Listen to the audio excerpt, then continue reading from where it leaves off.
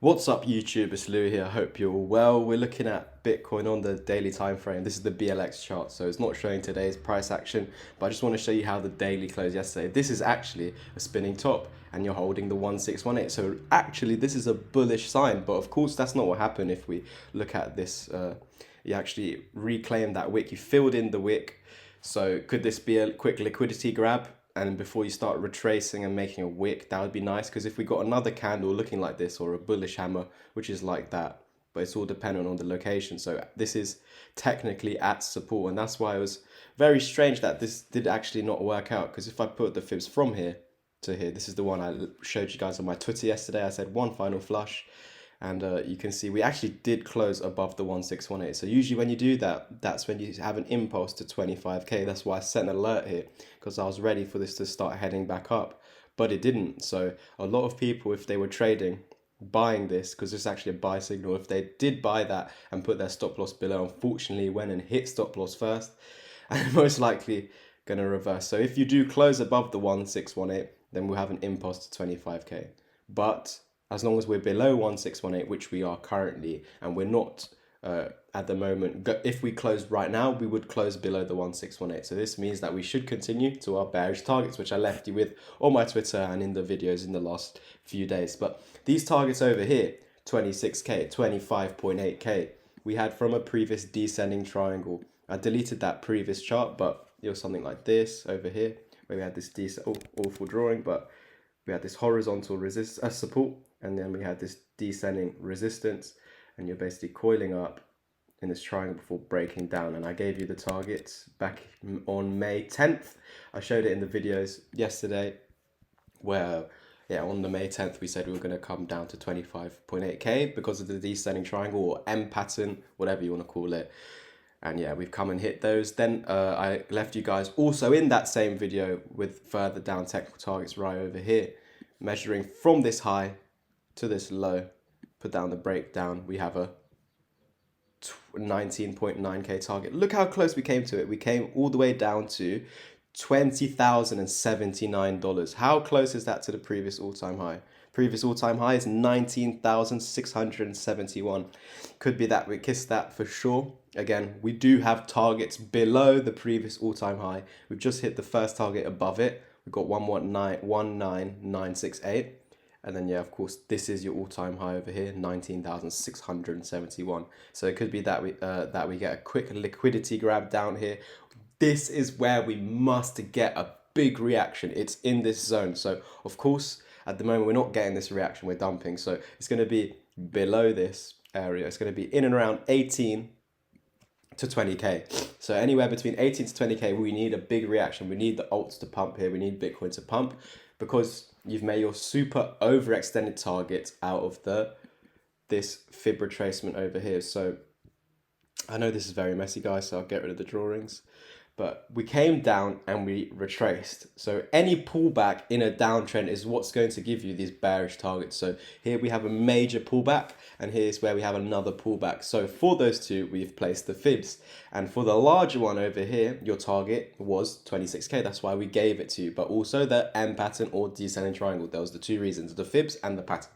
So we met that target, but we're also well aware that if we measured all the way from here all the way up to there, then yeah, we would also have a target at 19, yeah, literally almost $5 off 20k basically. Not only that, we also had the fibs as well, the further extended targets, the two targets, that if we do go below the 1618, you go to these levels, and look, we've met the 2 and the 2.272. So everything is happening as predicted, guys, because we're always prepared for all the scenarios.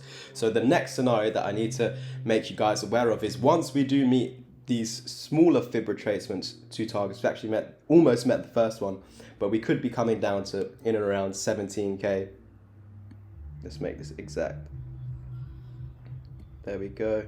Yeah, just under 18k. So it's any of these targets, not necessarily the final one, but yeah, usually you do, after losing the 1618, you do tend to try and go to the final one, as seen over here. Once we lost this larger 1618, where have we gone to the 2.272. So now we've lost this smaller 1618. It makes sense to say we're going to go down here. What's also interesting is this Celsius thing. If you've been hearing in the news, I'm not really a news person, I just look at the charts, but because I'm a technical analyst. I'm not really a fundamental guy.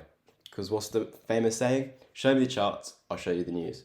But yeah, what was happening in the news? Celsius halting withdrawal. So any millionaire, or just anyone in general, but also millionaires are there as well. They can't withdraw their money. I don't know if that means they can't send crypto to another crypto wallet. That's probably what it means. So that's absolutely awful. Not only that, these people, Celsius, they also have massive Bitcoin holdings that will liquidate in and around, I think it was 18K or 19K, but then they keep buying to lower their liquidation price. Now it's at around 17 and a bit K. So that would make sense for us to come down in around here, maybe have a little liquidity grab, come a little bit lower, but actually closing above 2.414 or any of the two targets. So I think that's the target acquired now, guys. They're trying to go and liquidate these people, these big exchanges. They're going to try and liquidate them before. Obviously, they've got all the liquidity, they've accumulated enough, and they released this suppression that they've literally been keeping us under since November last year, and that will eventually stop. But again, what do I keep telling you guys?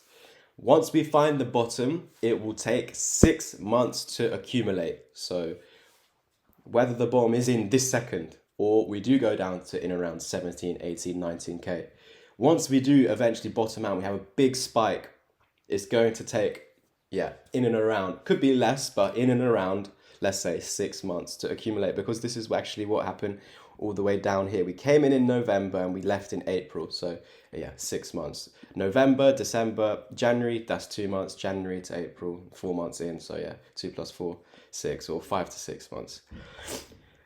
So what we need to happen down here, and I hope you guys are enjoying the video so far. If you are, please like, please subscribe. If you can send in a super thanks, that's much appreciated. I know it's a tough time for everyone at the moment, so don't worry if you cannot. But it's very motivating seeing that. We do also have memberships where we actually do live streams for the members every week. But we've only have one member at the moment, so the less, the better. You're going to get more personalized live streams for yourself. So the one thing that Bitcoin must do after meeting one of these targets, because again, no one knows which one it is, but usually after losing the 1618, you go to the 2414, but it could be any of these you bounce from. Either way, when we do bounce from here, you must reclaim 25K. That is that one fib level, because if you fail to do so, then we have another pullback, a retracement in a downtrend.